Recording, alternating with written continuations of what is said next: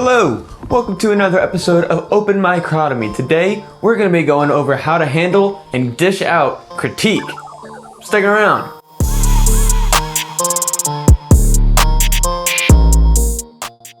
What's up everybody, I am Matt Lamb with another episode of Open Microtomy, dishing out comedy advice that is not necessarily how to do comedy, but all the ancillary stuff, because you know what? No one's gonna be able to teach you how to do comedy better than going up and doing it. And obviously right now, that's not a thing. So I'm gonna bring you everything that's on the side that you're not gonna realize you need to know how to do.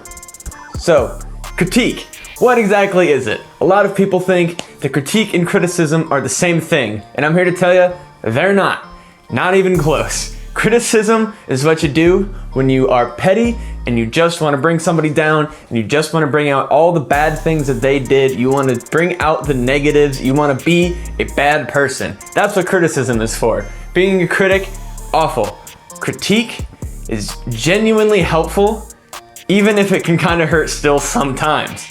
It's not exactly always super fun to have somebody point out your flaws, but there's a huge difference between somebody bringing out your flaws and downing you for it versus somebody bringing out your flaws so that you know what your flaws are and you can move forward. So we're going to go ahead and capture both sides of the argument on how to dish it out and how to take it. So first step for receiving critique is keep your mouth closed until the other person is done speaking. It's difficult. And there's a lot of things that you're going to want to be like, oh no, well I wanted to do this, and I actually meant to say this, and this is the context. No. You need to let them finish their points. As much as you're going to want to interrupt, or even at the end, you're going to want to be like, oh no, this is like, just wait, listen to what they said, really soak it in, and understand that these people are here to help you. I mean, especially if you're asking for it. If somebody just comes up to you and says, hey man, you should be doing this, or hey, blah, blah, blah, like, you did that wrong, you should do this instead. Take that with a grain of salt. But if you ask somebody, hey, what can I do better? What can I be doing worse? Well, don't ask somebody what you could be doing worse, because that's not gonna ever help you. But if you ask somebody, hey, what could I be doing better? Or what am I doing wrong? Hopefully, you trust this person enough to be able to actually know you well enough to be like, hey, I noticed that you pace on stage. Or you kind of mumble a little bit when you get nervous.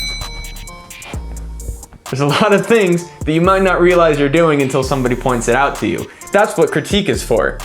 So when you ask somebody, hey, can you give me some tips? Don't just freak out and be like, oh my God, like, I can't believe that they pointed this out. Like, I know that I'm doing this wrong. Like, how could they say that? Blah, blah, blah. I learned how to accept critique actually from a writing class. And that was, I had a creative writing class where you sat down and you read aloud, which was always never super fun. You read aloud your entire story. It was normally like 10 pages double spaced. So it took about 10 minutes or so. And then the rest of the class everyone had read your story, and then they would critique it, and you weren't allowed to say anything. You weren't allowed to. There were no rebuttals. There were no like, well, actually, what I meant here was no.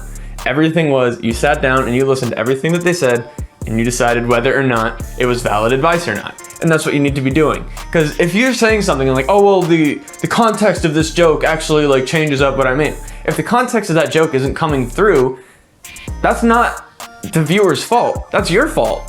And you need to fix that. You can't say like, oh, this is what I meant, and then have your joke just be fine. Like, if your joke didn't land because you didn't have the right context or you did something wrong, there's no excuses. You need to fix it. And maybe, again, grain of salt, not everything is, black and white. Maybe they genuinely didn't understand it just as a person, but don't look at it that way. Always think that you're something you could be doing better. Always something you could be doing better.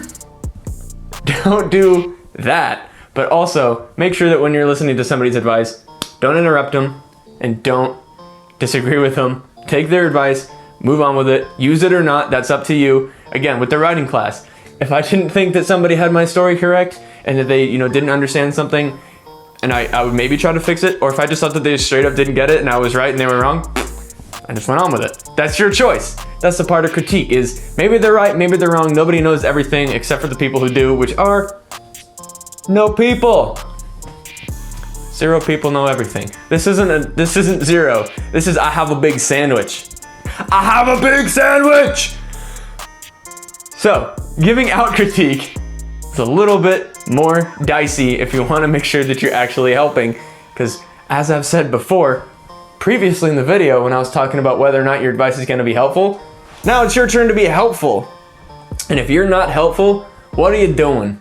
You're just making somebody feel bad. And that's, again, where it comes in between criticism and critique. They're not the same thing. I'm gonna move a lot with my hands. I talk with my hands a lot. I'm trying to be more exciting. I have a static image and I don't have a lot of room to move around, and I don't know fancy editing techniques to zoom in on my face all cool and stuff yet. I could probably figure it out, but you know who's lazy? This fucking person. I just banged my microphone for the entertainment of my fans. So if you had a critique for me, it'd probably be like, hey Matt, calm down, you're getting a little bit wild. That would be a valid critique, because I'm getting a little bit loopy in here right now. I'm getting a little bit crazy, I'm getting a little bit wild. That's nothing to do, I'm ignoring my point. So here's my point. If you're dishing out critique, legitimately be paying attention to what the person is doing and saying, and actually help them. If somebody asks you for advice, don't just blow it off. It's super rude, it doesn't help them at all, and it makes you look bad, and then eventually people are gonna stop asking you for advice. And you know what that's gonna do? That's gonna make you a worse comic. Teaching is a great way to continue to learn yourself. And not educate yourself. It is a great way to learn. I didn't say that wrong. I know what I'm talking about. But my point is, teaching somebody is a great way to learn. Because you're going to point out things in somebody else's things that they're doing wrong or that they could be doing better. And also, critique is always, this isn't what you're doing wrong, this is what you could be doing better. That's the difference between criticism and critique. I'm gonna keep saying that. So when somebody asks you for help, point out, hey, I noticed that you stumbled over that joke a little bit. Maybe tighten up the wording a little bit, because if it's a little bit too loose, you're gonna stumble and you're not gonna go all the way through it correctly, and it's just gonna get a little bit weird. Something like that. That's a critique. I just stumbled over my own words. So if you wanna help somebody, again, pay attention to exactly what they're saying and legitimately make sure that what they're doing is something that you want to be doing later. Because again, critique helps you help them. By making yourself a better comedian, you're gonna be able to help other people along the way, as well as get yourself better. I'm rambling at this point, but that's because giving out critique is always really difficult, because there's no right or wrong with giving out critique. Giving out critique can be as simple as, hey, I noticed you moved too much, you should probably stop moving as much.